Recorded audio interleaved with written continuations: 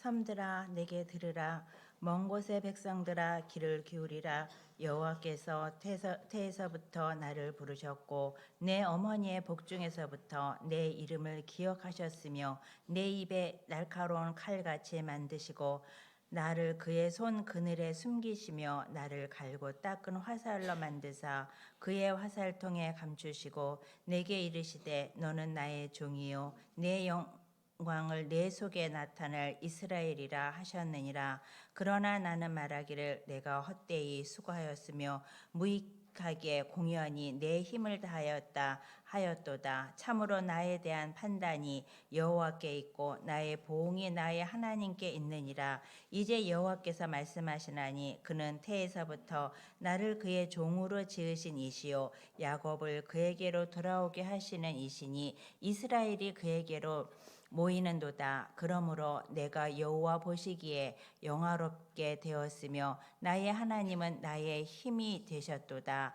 그가 이르시되 내가 나의 종이 되어 야곱의 지파들을 일으키며 이스라엘 중에 보존된 자를 돌아오게 할 것은 매우 쉬운 일이라. 내가 또 너를 이방의 빛으로 삼아 나의 구원을 베풀어서 땅 끝까지 이르게 하리라. 이스라엘의 구속자 이스라엘의 거룩한 이이신 여호와께서 사람에게 멸시를 당하는 자 백성에게 미움을 받는 자 관원들에게 종이 된 자에게 이같이 이르시되 왕들이 보고 일어서며 고관들이 경배하리니 이는 이스라엘의 거룩하신 신실하신 여호와 그가 너를 택하였음이니라. 하나님 말씀입니다. 아멘.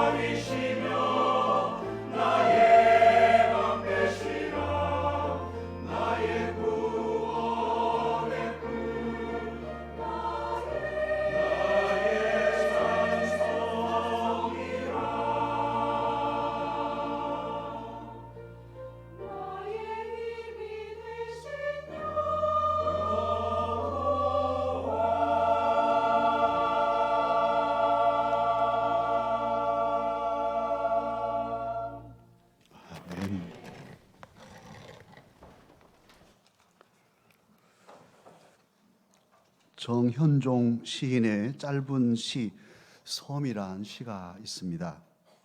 섬, 사람들 사이에 섬이 있다. 그 섬에 가고 싶다. 외딴 섬과 같이 서로에게 다가가고 싶지만 어렵고 힘들고 두려워서 주저하는 현대인들의 모습입니다. 그래서 현대인들은 더 쉬운 방식을 취하죠.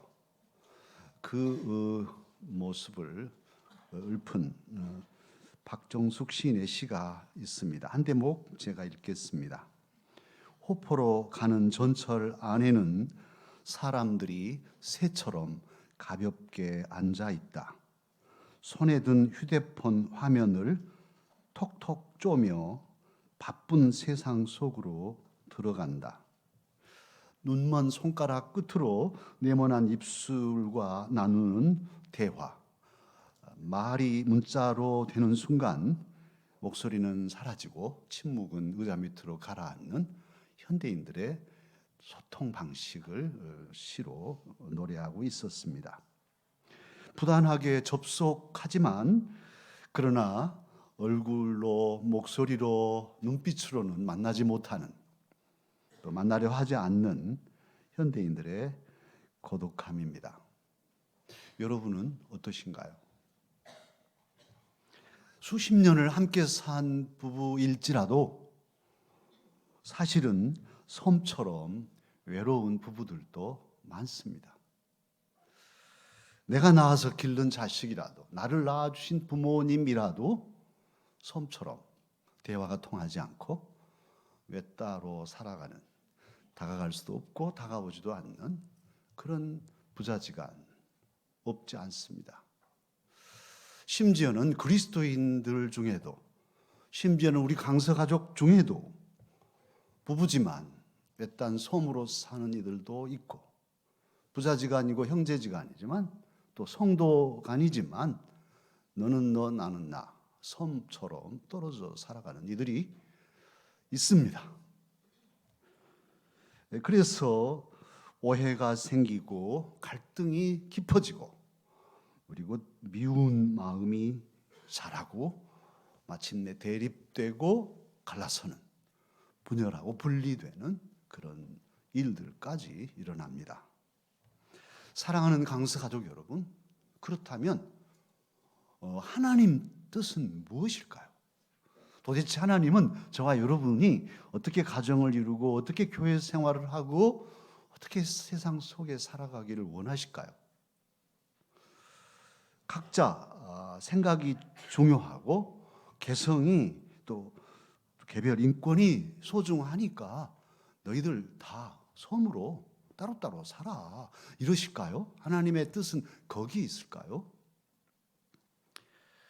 애당초 하나님께서 사람을 지으실 때 먼저 지은 사람이 아담이죠. 아담, 사람이라는 이름 그대로인데요. 아담을 지으셨어요.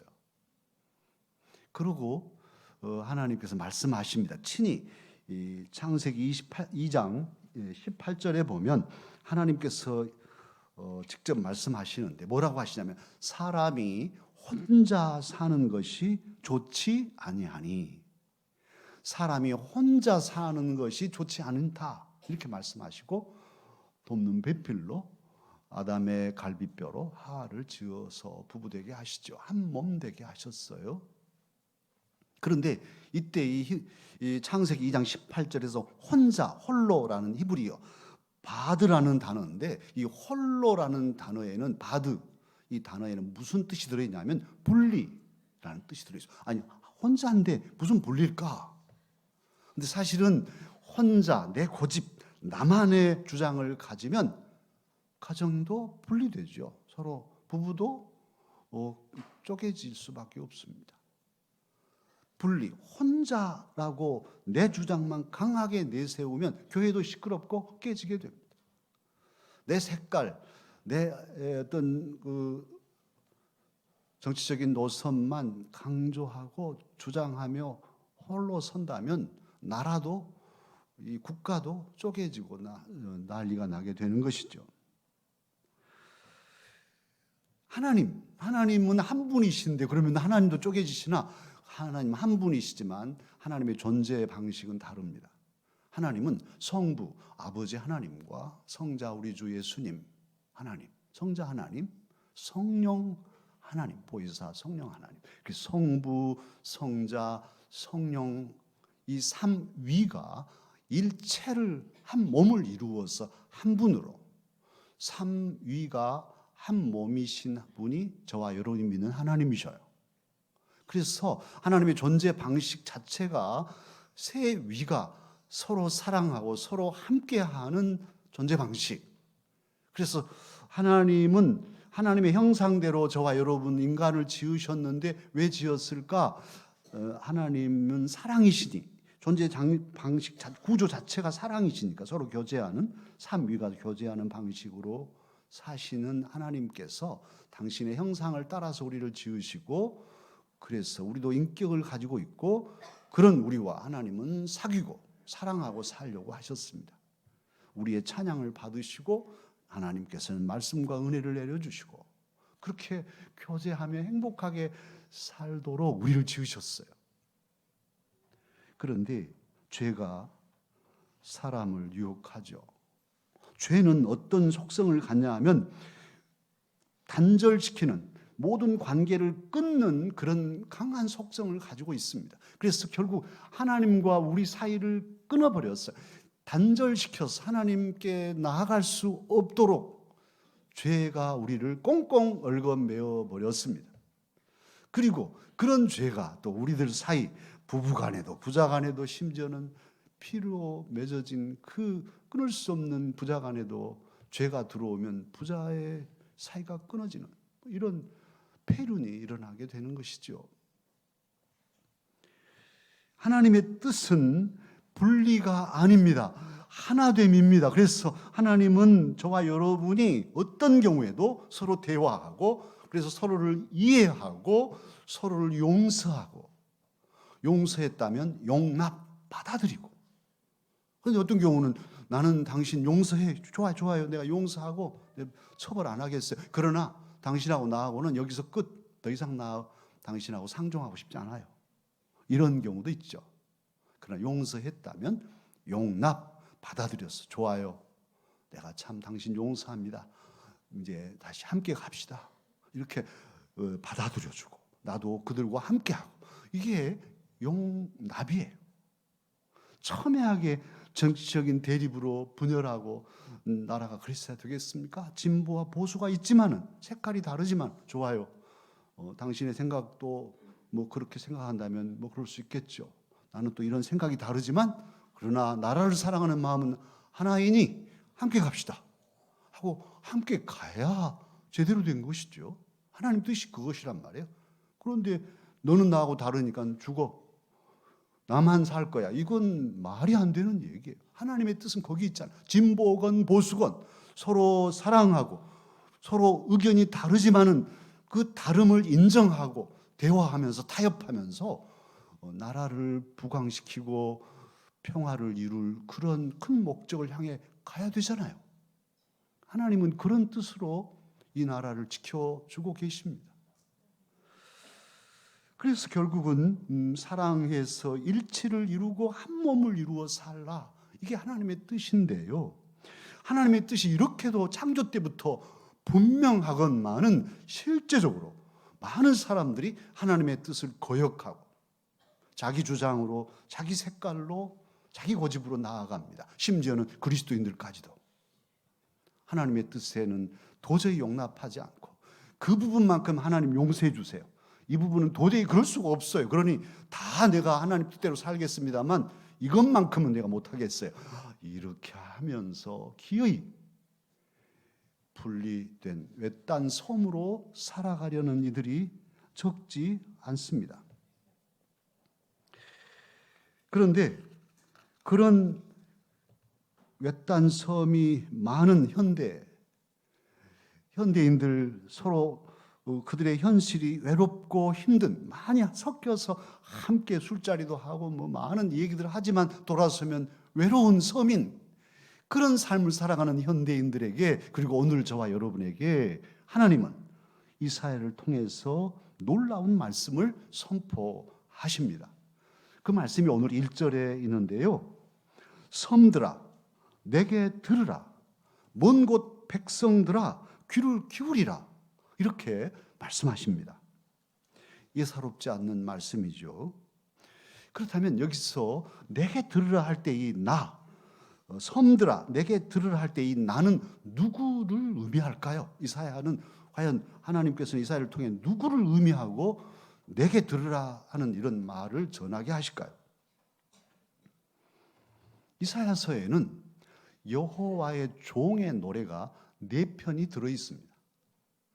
이사야 42장 1절로 4절에서 시작하는 여호와의 종의 노래 4편 중에 오늘 본문은 2번째 여호와의 종의 노래입니다. 이 2번째 노래는 고난의 종을 노래하고 있습니다. 오늘 본문을 잘 살피면 그는 모태에서부터 여호와 하나님께서 부르신 종이라 합니다. 어머니 복중에서부터 이름을 기억하시는 종이라고 스스로 고백하고 있습니다. 그 종 입에서 선포되는 말씀이 예리한 칼과 활같이 시대를 뚫고 어둠을 가르며 죄와 절망을 꺾는 그런 역사를 이루리라고 말씀하고 있습니다. 사람들의 혼과 영과 관절과 골수를 찔러 쪼개는 역사는 말씀의 역사죠. 하나님의 말씀은 살아있고 운동력이 있으니까요. 다이나믹한 힘을 가지고 있어요. 오늘 그러한 여호와의 종이 선포한 말씀을 에베소서에서는 성령의 검이라고 말하죠. 그리고 이 검, 칼은 사람을 죽이는 것이 아니라 찔러 쪼개서 그를 살리고 치료하는, 온전케 하는 생명의 말씀을 의미합니다. 할렐루야.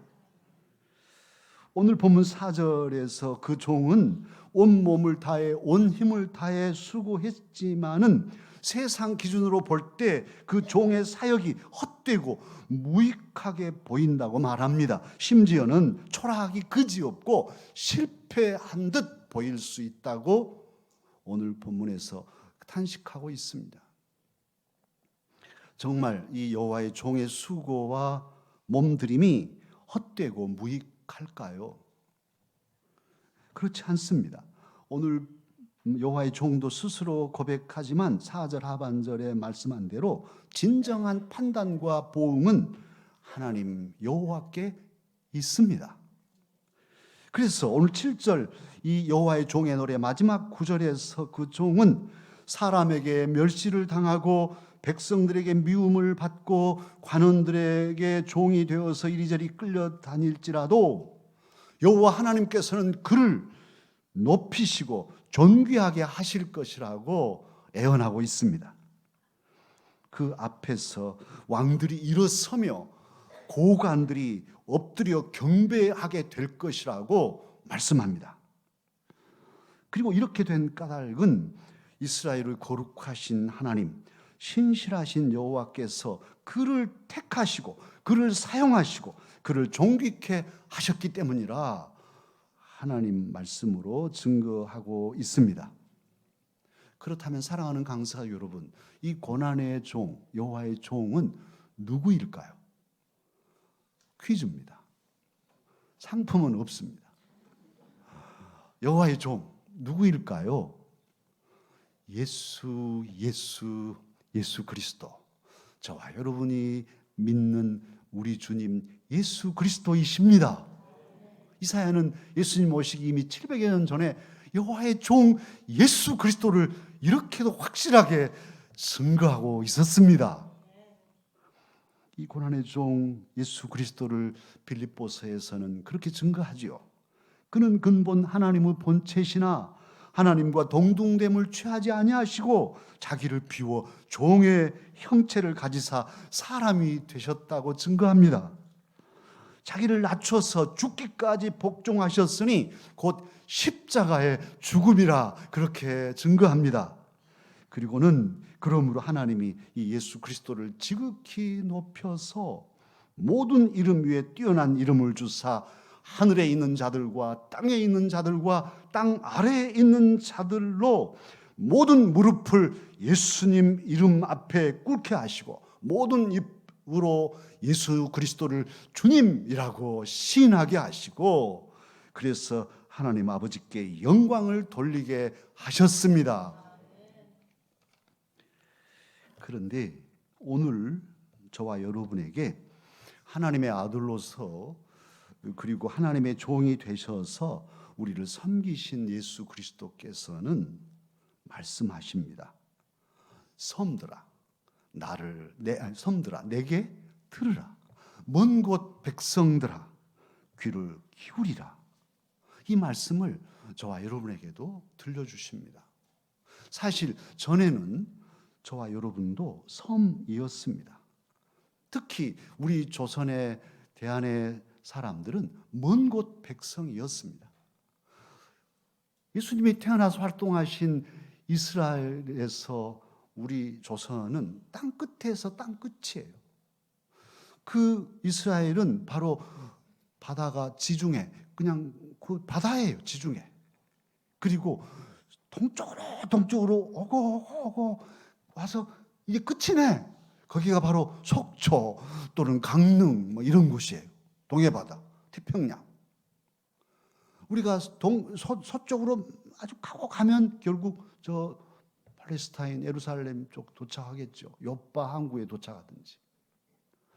그러니까 먼 곳 백성들이 바로 우리 조선의 대한민국 사람들이었지요. 그런데 예수님 모르고 우리 선배 선조들 어떠셨습니까? 지금도 뭐 그렇지만 우상에 찌들려서 별별 우상을 다 섬기고 부뚜막에도 뭐 있고 집에 가면 또 막 별것이 다 있고 또 뒤 뜰에 가면 거기 또 찬물도 넣고 또 아침마다 절하고. 제가 부산에서 군 생활을 했는데 전포동 그 차량창 앞에 시내가 흘러가는데 시내가 맑은 시내가 아니라 까만 물이 흘러갔어요. 그때만 해도 저 군대 생활할 때 하루 지나고 나면 콧속이 까맣게 돼요. 그런데 저녁 해걸음 차면 보초수거 있으면 그 시커먼 물이 내려가는데 거기다 대고 복절하고. 복이 아니라 아이고 저러다가 뭔 복이 오겠어요. 까만 물에서 공장 폐수들이 흘러가는데 거기서 대고 빗디다. 우리 이 민족은 아주 종교심이 특심해서 우상을 엄청나게 섬겨요. 마을마다 선앙당이 있고 망할 백성들이었죠. 그리고 또 조선 말에 선교사님들이 보고서 보면 우리나라의 성적인 문란함, 양반이라고 딱 하면서도 다 축첩하고 기생 데리고 그래서 매독이 창궐했대요. 우리 이 조선 말에 선교사님들이 보고했어요. 그런 민족이에요. 망할 민족이죠. 그런데 이게 웬일입니까? 먼 곳 백성에게도 하나님께서 우리 그리스도 예수 그리스도의 복음을 가진 선교사님들을 통해서 복음을 전해서 그 복음을 듣고 믿고 구원받게 하셨습니다. 저와 여러분이 구원받고 여기 있어요.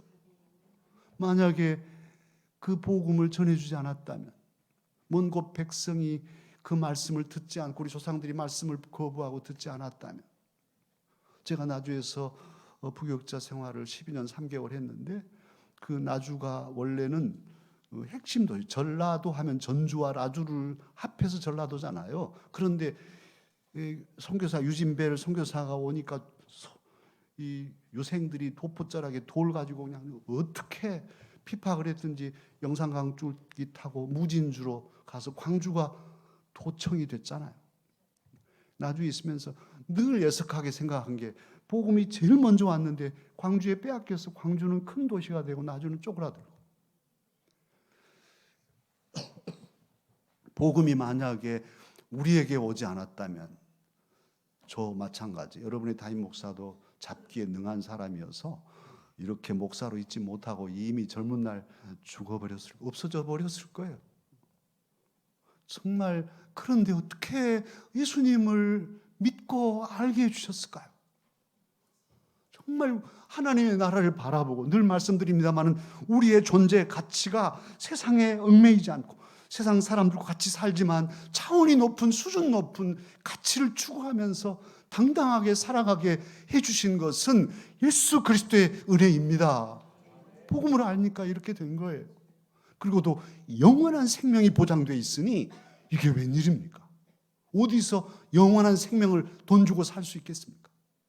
그리고 어디서 누가 우리에게 영원한 생명을 준다고 확실하게 보장한 그런 구주가 있었습니까? 내가 곧 길이요 진리요 생명이다. 나는 부활이요 생명이다고 선언한 구주는 예수 그리스도 뿐입니다. 근데 그분을 우리가 구주로 믿고 예수님의 사람으로 살게 됐어요. 그뿐 아니라 오늘 또 주님은 외딴 섬처럼 살아가는 우리에게 말씀으로 찾아오셔서 외치십니다. 섬들아, 외로운 삶을 사는 이들아, 내게 들으라. 내 말에 귀를 기울이라. 왜 그러실까요?